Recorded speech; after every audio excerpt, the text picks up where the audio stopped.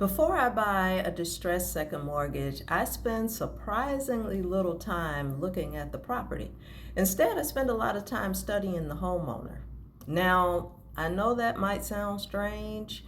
Most new investors are obsessed with property values, loan balances, and equity. Those things absolutely matter. But after years of investing in distressed second mortgages, I've learned something that has made me a lot of money. People make payments, houses don't. The homeowner's behavior often tells me far more about whether I'll make money than the Zillow value ever will.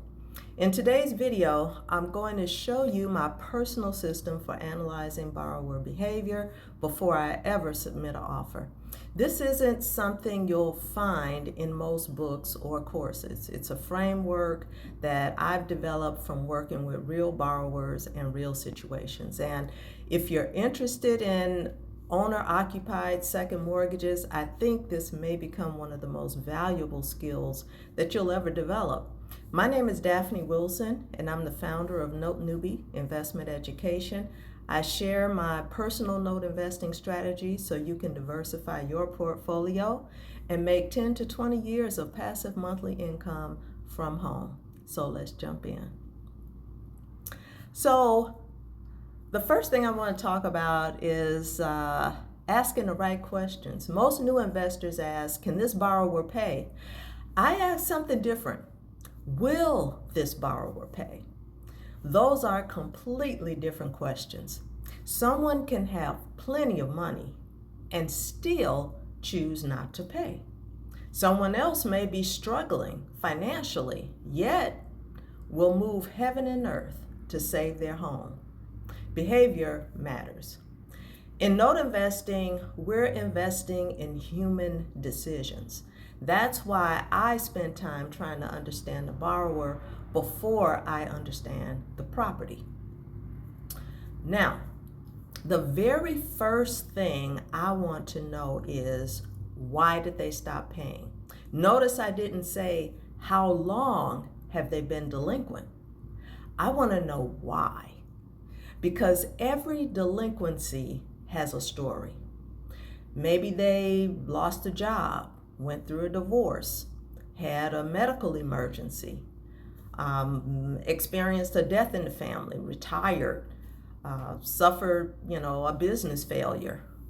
Or maybe they simply decided the second mortgage just wasn't that important. Those are very different borrowers. I don't judge. I simply evaluate. Okay? The next thing, I look for signs of responsibility. Here's something I pay close attention to. Are they still paying the first mortgage? This tells me a lot. If they're current on the first, they're telling me, I want to keep my house. And that's encouraging. If they're also paying property taxes, homeowner insurance, HOA dues, that's another positive sign. They're maintaining the property. They're staying engaged, basically, and those are the behaviors that I like to see. Behavior predicts outcomes, all right? The other thing I want to talk about is communication. It's a huge clue. One of the biggest indicators for me is communication. Have they responded to letters? Do they answer phone calls? Have they attempted to negotiate? Okay, have they hired an attorney? Did they file bankruptcy? Many investors will panic when they hear bankruptcy. I don't panic. Sometimes bankruptcy actually tells me this homeowner is trying to solve their financial problems. And that's very different than somebody who simply disappears. Silence concerns me much more than communication ever will. Okay? So here are some things that make me more interested in a deal. All right? It's a borrower who still lives in the home. They pay the first mortgage. They have stable employment. They have attempted to negotiate in the past. They answers the phone. They open mail. They want to stay in the property. They show pride in ownership of the property. Those borrowers often become great workout opportunities, and workout opportunities can be very profitable investments. Now, let's talk about the warning signs, right? The red flags. I've become much more cautious when I see things like multiple bankruptcies, vacant property, no communication whatsoever. The borrower has abandoned the home, large unpaid taxes, all right? The first mortgage is already deep into foreclosure, extensive code violations. Those situations aren't always bad deals, but they require a different strategy, okay? Sometimes the best deal is the one you don't buy. One thing I've learned over the years is that passing on a questionable note is often more profitable than forcing yourself into a deal that doesn't fit your investment criteria. Okay? Now, one thing I want to leave you guys with.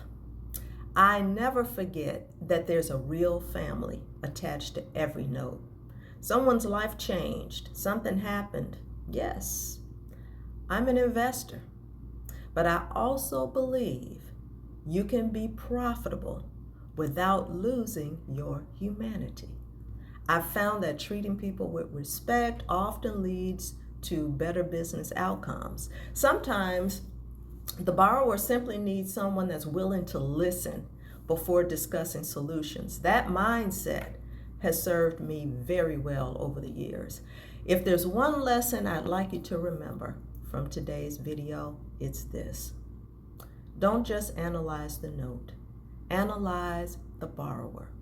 The homeowner's behavior can tell you more about the potential success of your investment than almost any spreadsheet ever will.